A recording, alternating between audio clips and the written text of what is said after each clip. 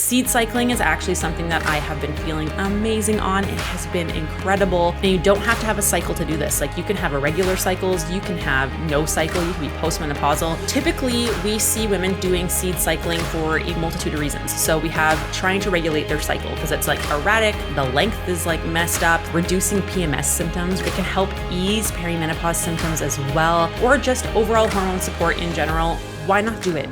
Hello, everyone, and welcome to the latest episode of the Metabolism and Menopause podcast. My name is Stephanie, and I am your host and CEO of Vitality OET.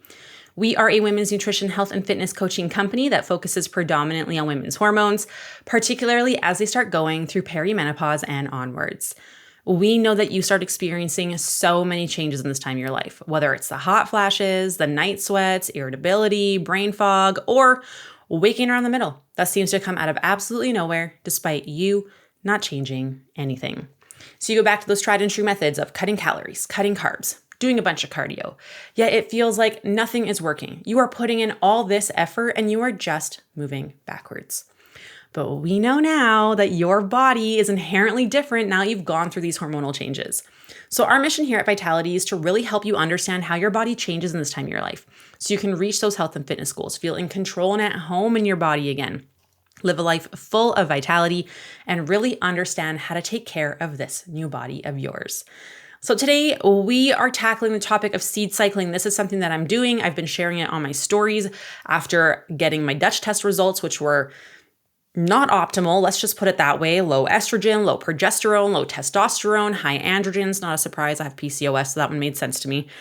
Indications of like liver not doing so hot, indications of high inflammation, and my cortisol is high, which means I am stressed, even though I don't feel stressed. I love what I do. This is amazing. I love it so much. However, when you are quote unquote on, that is a stress, and there is only so much your body can handle. So I started seed cycling to really help support my progesterone and estrogen production specifically because now that I am out of the postmenopausal range, yay, I'm still not even in the green of where I'm supposed to be for reproductive years. So not yay, right? We got some work to do. And so a big part of that is, reducing stress and things like that. But seed cycling is actually something that I have been feeling amazing on. It has been incredible. And of course, I'm doing other techniques as well, but this is something that's been a game changer for me and I feel has been helping me a lot. And it's very popular. You see it trendy on social media and stuff, and people don't really understand why. And you don't have to have a cycle to do this. Like, you can have irregular cycles, you can have no cycle, you can be postmenopausal. This will help with so many things. So we're going to dive into all the things, like what it is, does it actually work? Is it worth trying? How do you do it? What if you don't have a cycle? All the things. We're going to break it down.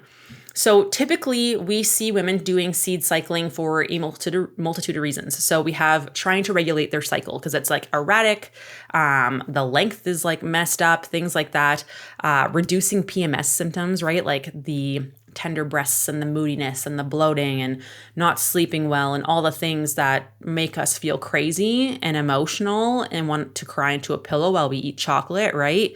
It can help ease perimenopause symptoms as well, can help support fertility, which is amazing for the ladies out there trying to get pregnant, or just overall hormone support in general. Honestly, this is something that, why not do it? It's affordable, it is simple, it is easy, and makes a difference. It's great.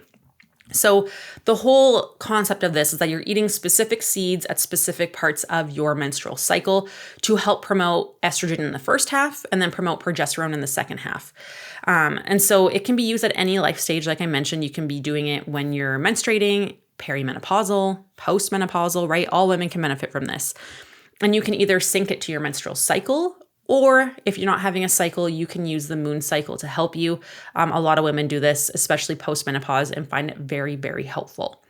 So when we are using it with our cycle specifically, so if you're still cycling, it can help balance out estrogen and progesterone, because we know if progesterone is too low to compare to estrogen, even if they're both low, you are going to have some nasty, nasty symptoms of estrogen dominance despite having low estrogen. And we see this in women a lot. So seed cycling is going to help actually detoxify estrogen appropriately in the right amounts in our liver. It also supports liver health, which is great. We love this for us because we know if our body isn't detoxing properly, we know that then those toxins that are in our body are going to get stored into fat cells. And when that happens, it changes the structure of those fat cells, making them really hard to break down. And then we're already struggling with trying to lose weight, especially if our hormones are like having a hard time. And then if our detoxification isn't good, it just adds that extra layer of like, this feels impossible, right? And so it can help with the estrogen detoxification as well, but it also helps increase progesterone levels. And we love progesterone here because progesterone helps you feel calm and relaxed, and stress just rolls off your back. You sleep so good. You wake up and you don't feel all like crazy and erratic. Like you just feel grounded and good. And everyone's like, I need that. I definitely don't have that. Same girl, same. Progesterone is needing some love. Seed cycling can also actually help lengthen your cycles if they have become shorter. Which is awesome. It can help lighten periods that have gotten heavier. It can bring periods back when they've been kind of like random or you're skipping some, and we're bringing them back, especially for younger ladies. This is great. It can help promote healthy ovulation, which will then help with pregnancy as well. But ovulation is good because ovulation helps produce progesterone. We need that. So we want to ovulate. It can help with your typical PMS symptoms, like I mentioned, and it also helps women who don't necessarily want to take HRT or are unable. This is a great option too, just to help support it. It doesn't replace HRT by any means, but gives you a little boost, which is great. And we've seen it help with a lot of our clients. We've done kind of like a case study trying it out with specific women, and we're finding it's helping improving vaginal dryness, bringing back their libido, which people love, and decreasing hot flashes. Like those are great. We don't want to be dealing with any of those things. So if you are cycling and we're doing this, first I want to mention in that first half of your cycle, we have that follicular phase. It begins the first day that you bleed and then lasts until ovulation. And then the second half of our period is obviously the luteal phase. And this is where we go from ovulation until that first bleed. So each cycle is typically around 14 days-ish, right? That's based on a 28-day cycle, but we know a healthy cycle could be anywhere from 24 days to 35 days when we want some consistency, right? And ovulation can happen anywhere from 10 to 16 days. And typically your period is going to be 14 days after that day of ovulation. So when we have those hormone levels, we want them to be balanced, like I mentioned. So we're going to see estrogen rises during that first part of your cycle. And then the second part of your cycle with ovulation, progesterone levels are going to start to come up while estrogen starts to decline. And we don't want to have that imbalance, right? Like I mentioned, if we have too much estrogen compared to progesterone, things not going to be happy. We also want to make sure we have enough of both, because if they're low, also body's not going to feel so great. You're going to have tons of symptoms. We're going to have more inflammation, more bloating, and those things actually make it a lot harder to lose weight as well.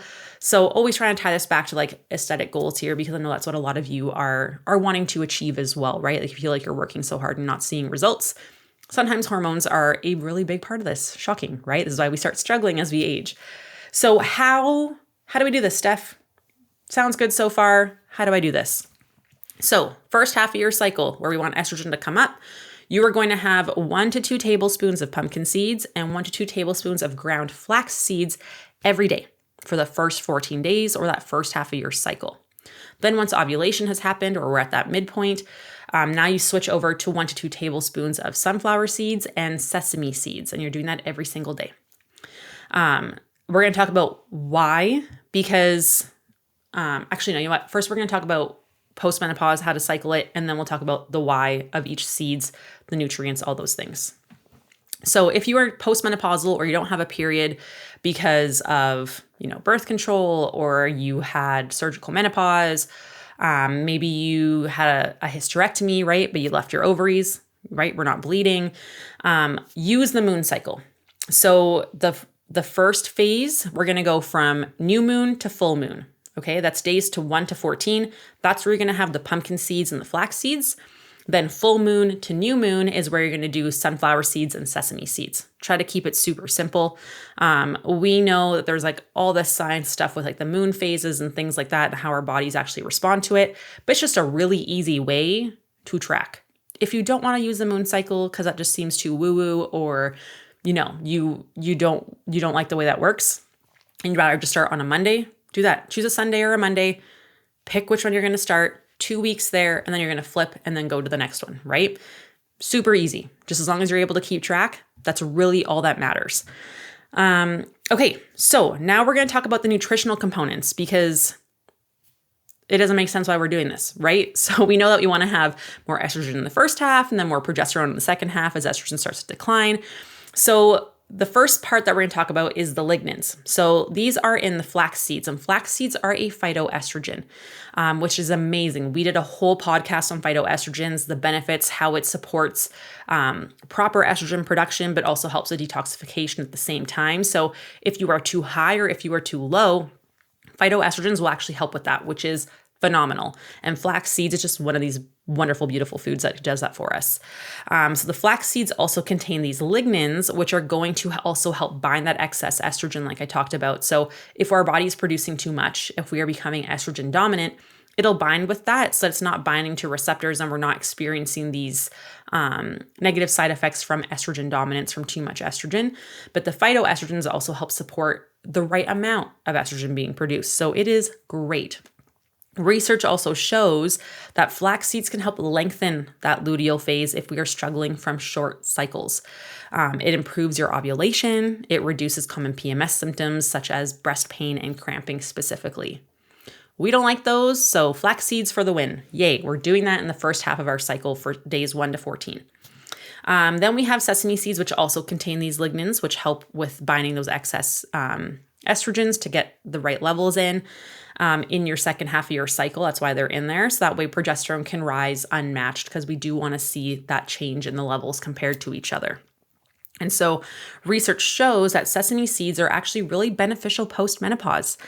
They improve your blood lipids. So if you are struggling with your blood panel, like we're not happy with our triglycerides and things like that, sesame seeds are great for this. Super awesome. It's also an antioxidant, which is great because we know when estrogen starts to decline in perimenopause and menopause, inflammation goes up. We also know that if inflammation goes up, cortisol goes up, hormone production goes down.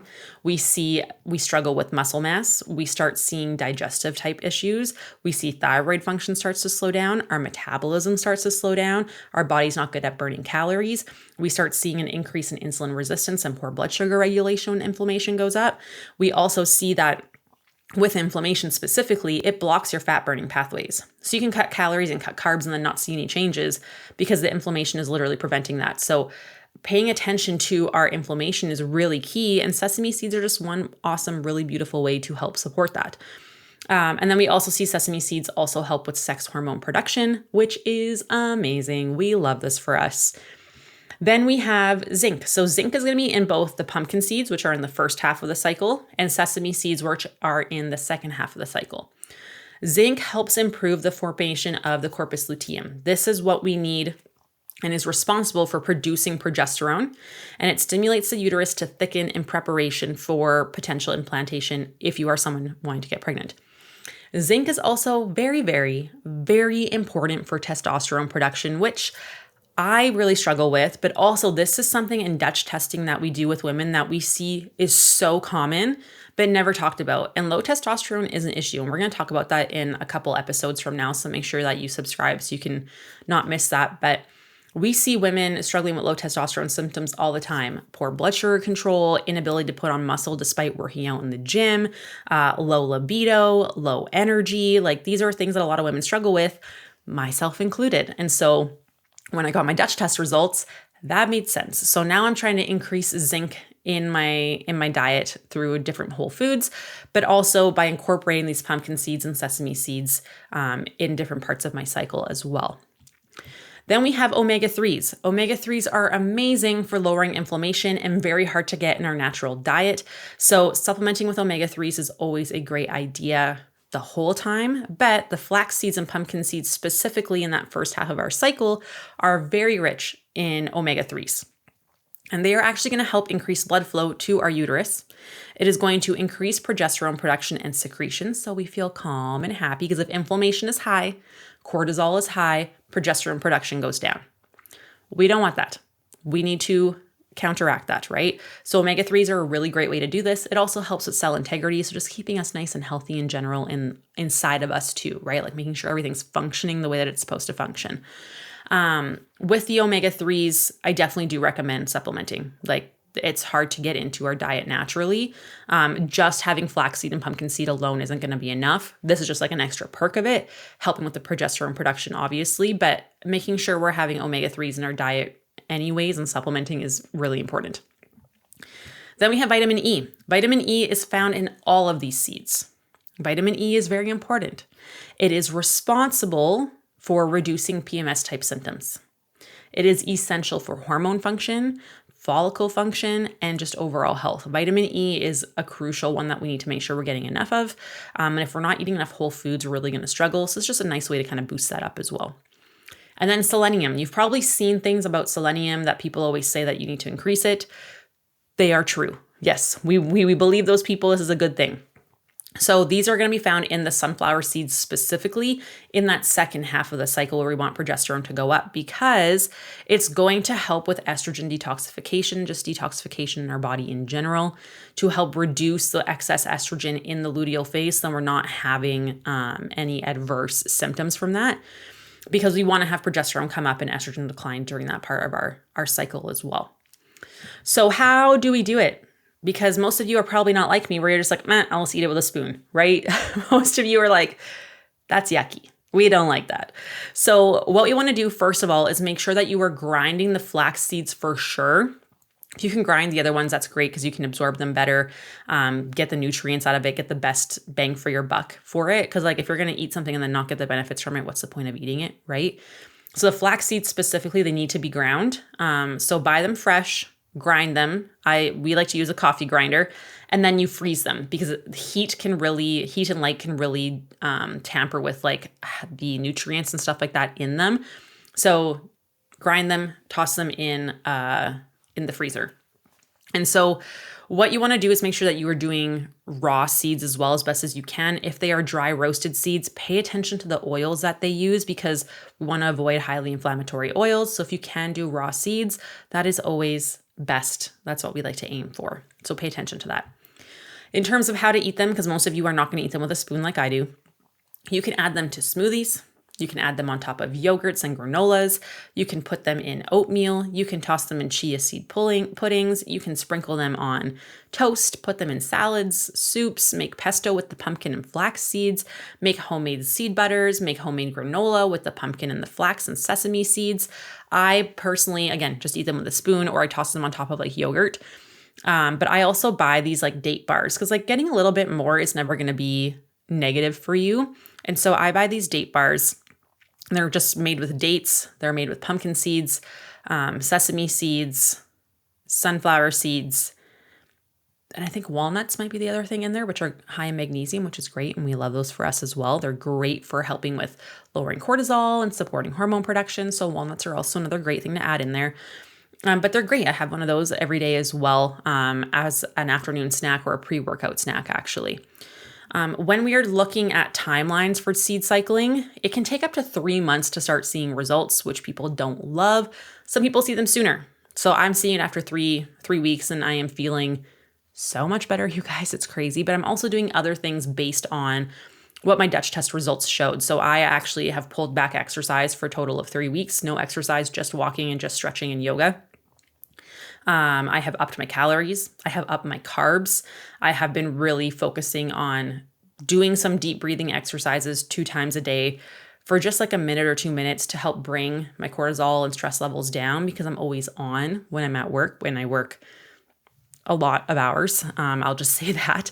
But learning to do those things really helps optimize the results from these things. Because if we are constantly in a state of stress, if we are not eating enough food, if we're doing really high intensity exercises, if we are not sleeping well, if we are cutting calories and carbs and fasting and having coffee on an empty stomach, not having balanced meals and all those things, we're going to see cortisol go up. And when cortisol goes up, inflammation is going to go up. We're going to see our sex hormone production go down. We're going to see our blood sugar control get worse, despite the fact that you're not eating and you're exercising and you're cutting carbs. We are going to see your thyroid function slows down, which means your metabolism gets slower, which means your body can't use energy as well, which also leads to insulin resistance. We see muscle loss or an inability to put on muscle mass. We see detoxification pathways get even worse. So we have more toxins accumulating in our body. That means toxins get stored into in fat cells. Those fat cells structure change, making them even harder to break down and get rid of. We also see that our gut health gets worse. So we start seeing more bloating, especially as the day goes on, bloating that gets worse. We're feeling inflamed or like more fluid retention. We're seeing like our rings start fitting tighter, really sore after workouts. Like these are all signs that like inflammation and cortisol are high. And if this is happening, it sends a signal to our body of like, hey, we're getting enough nutrients. Let's store despite eating less and moving more. And this is where a lot of people start to struggle, or they start gaining weight when they're cutting their calories too low, which is exactly what happened to me. So we have to dig down deeper and be like, hey, what is the cause of all of these things? Because hormones are going to impact our fat burning pathways. Blood sugar is going to impact our fat burning pathways. Thyroid, liver, gut health, stress, inflammation, detoxification, all of those things are going to impact it. But usually, like, okay, my hormones are definitely impacting this, but what's causing my hormone production to not be so great? I'm having issues with liver, inflammation, and cortisol. Those are kind of like my three big ones. And so I could push harder and not see changes. And so no seeds are going to fix that, right? Like, sure, it can help me a little bit with hormone production and support and stuff. But if I'm not doing things to address the root cause, it's going to be really tough to see any changes, right? So you need to make sure that you are pairing this with the appropriate things to address the root cause. And this just really helps like enhance that. It enhances that hormone production. Because if I continue to go, to not really get enough sleep, really pushing myself in the gym, not eating enough calories, not eating the right foods that are going to support inflammation in my liver, the seeds won't do anything, right? Like they'll try, they'll be there, but there's too many things opposing it.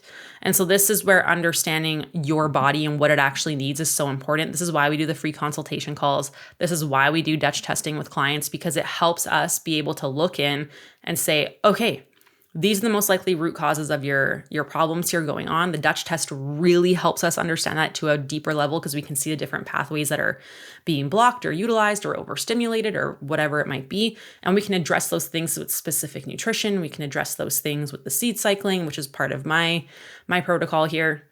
And then adding in certain things. So I'm not changing my diet substantially. I'm eating more calories, increasing my carbs, incorporating certain foods. The carbs that I'm using are whole grains, high fiber, right? Potatoes, quinoa, rice, those kinds of things. And so the seed cycling it can really, I'll see the benefits from those quicker. It gives me that boost a lot quicker as opposed to that being the only change that I make, right?